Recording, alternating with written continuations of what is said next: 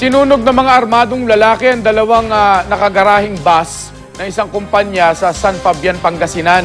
Hindi itong unang beses na nangyari ito sa kanila.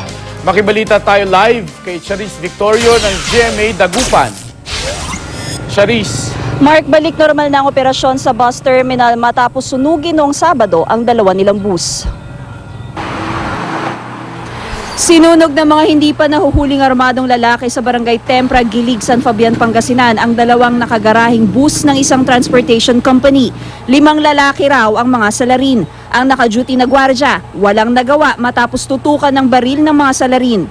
Minuto lang daw ang itinagal ng panununog sa mga bus. Tumakas sa mga salarin sakay ng 2 motorsiklo. Na-recover sa lugar ang mga container na pinaglagyan ng gas. Kung saan yung dalawa, dinismarmahan yung security guard natin. At tapos yung 3 naman, sila yung nagsilbing nagliyab ng bus. Taong 2008, 2 bagong bus din ng kumpanyang sinunog ng mga armadong lalaki.